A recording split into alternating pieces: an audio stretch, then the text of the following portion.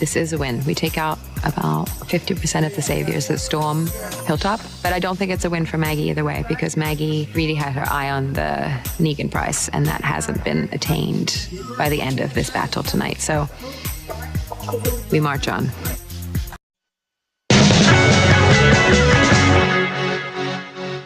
So each time we see the graveyard at Hilltop in this episode, there's a few more graves. And Maggie says what she's thinking about is the cost.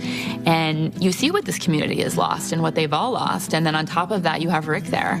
And he's still fighting his loss. I think Maggie is contemplating that. She's more conscious of her emotions, I think, than Rick is at this point. But as much as she is driven by this desire to kill Negan, she recognizes this huge number of graves before her are definitely not the last of the graves that will exist before this is over. And people are dying because of decisions she is making. And while you could certainly look at it as she saved so many lives, and she certainly has, there's still loss. And that will never, ever stop as long as they're fighting this war. Welcome back. That was co-executive producer Denise Huth, who was just here recently on the cost of being a leader in times of war. We're back with Jason and Alana. So Maggie leading the Hilltop now. Let's see how people think she's doing. Skipjack 2017. And Maggie with the best tactical execution that one of Rick's group has ever had. Okay, so good. Admin Pop Cult Rev on Twitter. I'm not going to lie. I like the bloodlust in Maggie's eyes. Hashtag badass. Yeah, so everyone really... Oh, the horror on Twitter. We don't get nearly enough badass scenes with Rick and Maggie anymore. These two leaders are so deadly together. And then Aaron Howe Books on Twitter says, Maggie and Rick look like they're on a crime drama. Hashtag Rian Grimes. But it was a good... it was a good pairing this week. And it was really...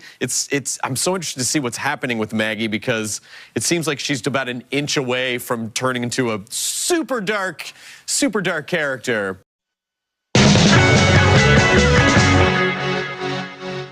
And I also thought, and Andrew, tell me if you agree or disagree with this.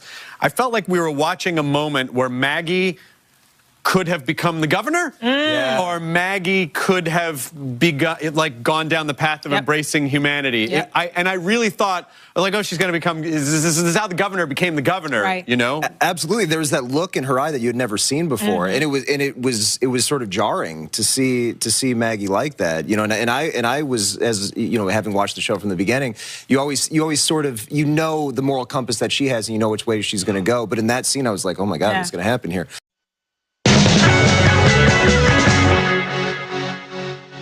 I have 38 bullets that I will personally fire into all 38.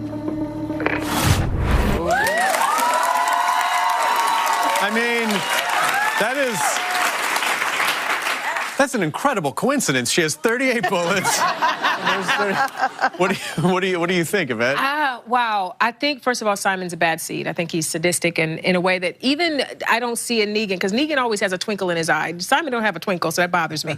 Not that you should have a twinkle when you're killing people, but you know what I'm saying. It's nice to see. I'm worried about Maggie a little bit. Like, I know I can't tell if it's bluster, because that thing you said you see in her eye that's changing. Like, even when she shot the guy, she had a moment where it was like this, but now she's kind of leaning into the... I'm nervous. You're nervous? Why? What do you... Well, you put the governor thing in my mind, and now I'm like, that's what did me. Yeah, when he what's said going to happen to Maggie? Well, when people get hurt a lot and then emotionally destroyed, and then they have to like protect and keep everything in order, they just start making decisions down that path. So I don't know.